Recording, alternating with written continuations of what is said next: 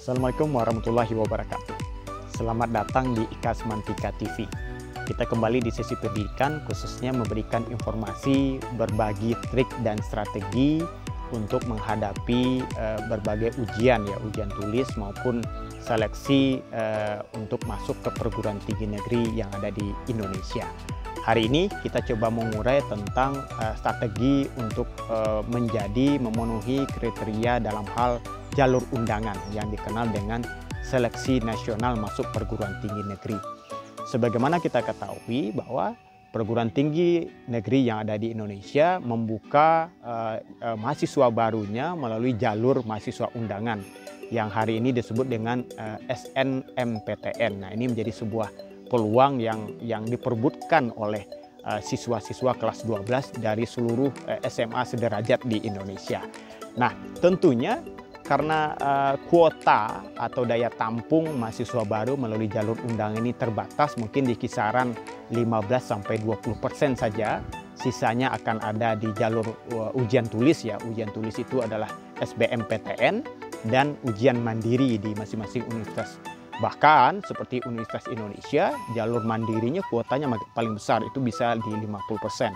Sisanya baru dibagi ke jalur undangan dan ujian tulis SBMPTN. Nah, karena memang terbatasnya kuota untuk jalur undangan ini dan begitu ketatnya dan keinginan dari seluruh siswa se-Indonesianya juga tinggi, maklum namanya jalur undangan, ya. Tidak ada tes, yang dites adalah hanya nilai kita waktu di SMA, tentu sangat-sangat super ketat lah, ya.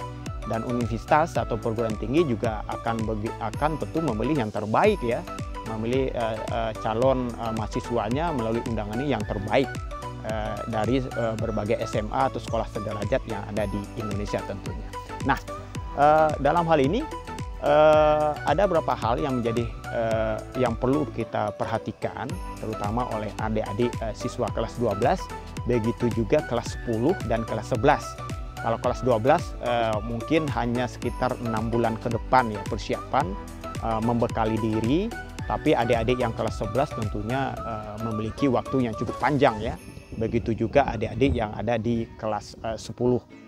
Tentunya sangat panjang lagi untuk menyiapkan berbagai bekal untuk bisa menjawab tantangan atau memenuhi kriteria dari jalur undangan ini.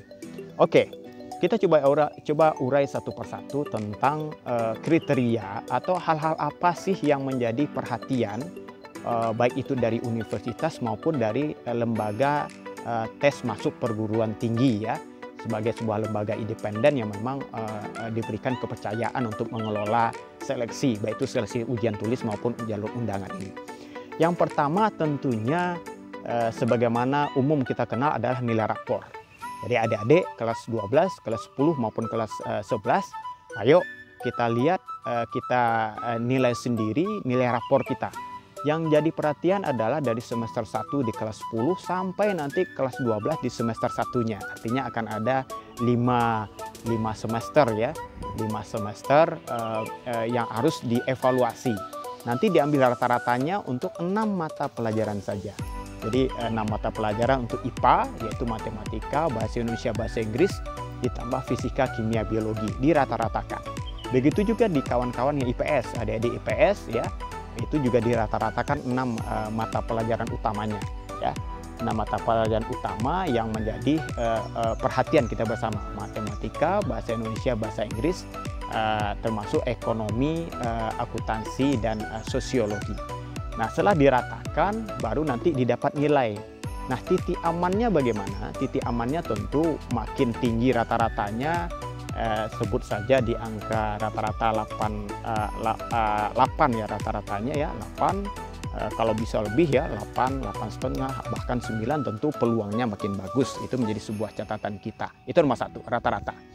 Yang kedua adalah yang menjadi perhatian kita adalah terkait dengan nilai plus siswa. Nah, ini universitas tentunya akan memilih yang terbaik, kami sebut tadi, ya. Tidak sembarangan juga untuk menerima mahasiswa barunya dari siswa-siswa yang biasa-biasa. Dia tentu akan memilih yang super.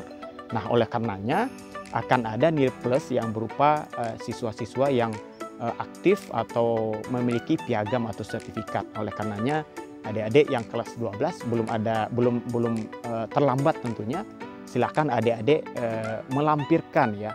Makin banyak sertifikat, terutama adalah penyelenggaranya juga yang qualified ya, lembaga resmi, baik itu levelnya akan dilihat penyelenggaranya mana, apakah tingkat kabupaten, kecamatan, kabupaten, kemudian provinsi, bahkan kalau bisa ada internasional, ada mungkin olimpiade dan sebagainya, itu sangat membantu ya.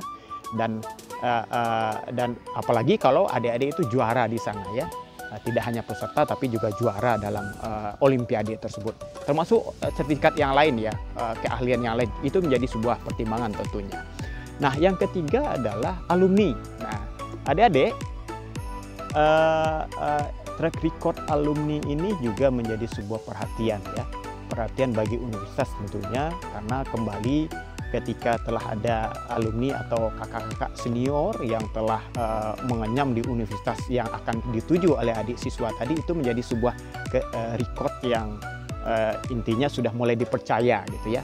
Jadi si A, oh ternyata ketika di-input, di track ternyata oh udah SMA aja udah muncul gitu ya, karena memang ada kakak kelas yang telah duluan masuk, baik itu jalur undangan maupun jalur ujian tulis. Oleh karenanya opportunity atau peluang untuk lulus itu makin terbuka lebar ketika adik-adik tadi telah memiliki senior. Nah, itu menjadi sebuah poin. Tapi tidak jadi juga masalah ketika belum ada senior atau kakak kelas yang ada di universitas yang dituju.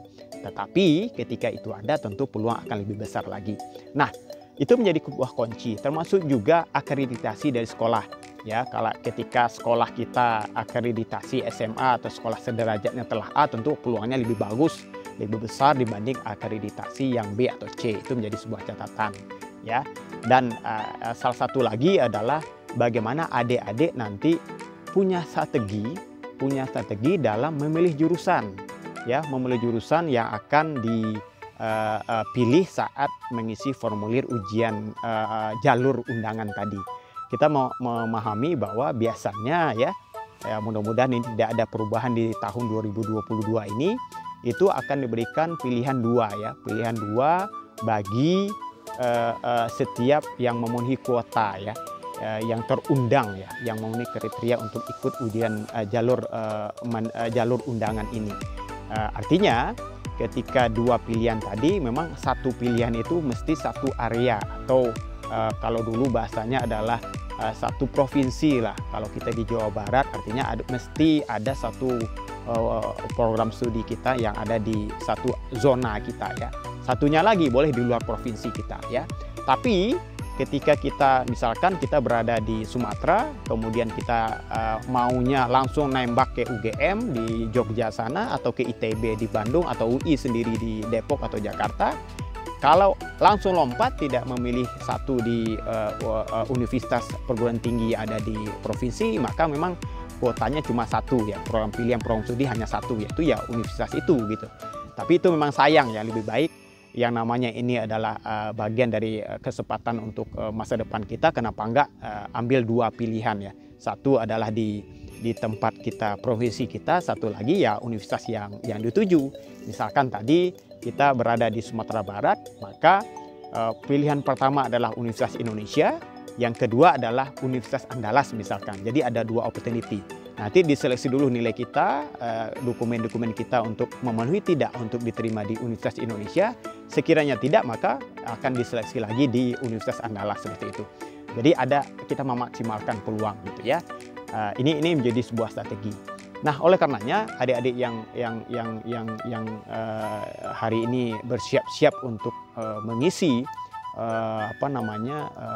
kesempatan untuk masuk perguruan tinggi, bagaimana kita untuk memaksimalkan pilihan-pilihan yang ada. Pilihan-pilihan yang ada untuk bisa diterima di perguruan tinggi yang kita idam-idamkan ya, melalui jalur ini. Nah, semaksimal mungkin kita pilih, kita memenuhi porsi-porsi yang tertinggi tadi disebut nilai rapor. Bagi adik-adik yang nilai rapornya memenuhi 7,5 bahkan makin ke 8,5, 9, itu mungkin itu artinya adalah peluangnya makin besar. Kemudian sekolahnya akreditasinya sudah A, peluang makin besar. Alumninya juga makin banyak, itu makin besar lagi gitu ya. Dan jangan ada pertempuran di kandang yang sama, tanda kutip ya. Jadi nanti ini perlu kontrol dari pihak sekolah ya. Jadi jangan misalkan ke UI misalkan, jangan ambil akuntansi dua-duanya gitu. Padahal ini bertempur sesama kita, itu harus benar-benar dihindari seperti itu ya. Dan seidealnya ini peran sekolah ya, ideal diatur sedemikian rupa sehingga kita juga memahami bagaimana anak-anak nanti ya, adik-adik siswa ini untuk memilih jurusan yang nanti pertempuran dengan siswa di sekolah lain atau di provinsi lain gitu. Nah, strategi yang selanjutnya yang ini sangat penting adik-adik harus memahami. Ini juga berlaku sebenarnya adalah di strategi untuk masuk perguruan tinggi melalui ujian tulis ya, ujian SBMPTN maupun ujian mandiri. Yaitu adik-adik dalam memilih program studi, nanti akan kita coba urai lebih dalam lagi di strategi pemilihan program studi ya, itu memahami memilih program studi atau jurusan yang tepat. Tepat itu hanya sesuai dengan diri adik-adik, dikenalin, kemudian diukur kemampuan kita atau posisi kita di mana, kemudian juga dilihat yang kalau bahasanya sekarang seberapa ketatkah daya saingnya. Jadi ini undangan memang undangan gitu ya, tapi kalau kita tidak punya strategi untuk mengikutinya juga akan terbuang begitu saja ya, karena memang kita memilih sebuah program studi yang tanpa adanya sebuah strategi. Nah, bagaimana tentang hal pemilihan program studi, nanti kita ada sesi khusus guidance-nya, arahannya, trik dan strateginya bagi adik-adik untuk bisa memilih program studi yang tepat untuk jalur undangan terutama, dan juga untuk jalur masuk ujian tulis dan ujian mandiri tentunya. Itu saja hari ini tentang informasi-informasi bagaimana kita untuk dapat memenuhi kriteria masuk ujian melalui jalur undangan. Mudah-mudahan informasi singkat ini bermanfaat dan adik-adik bisa memenuhi kuota terutama untuk jalur undangan di universitas atau perguruan tinggi yang diidam-idamkan. Terima kasih, mudah-mudahan berkah. Sekali lagi sukses untuk adik-adik kelas 12 yang akan mengikuti ujian jalur undangan. Terima kasih, sampai jumpa di IKA Semantika berikutnya. Assalamualaikum warahmatullahi wabarakatuh.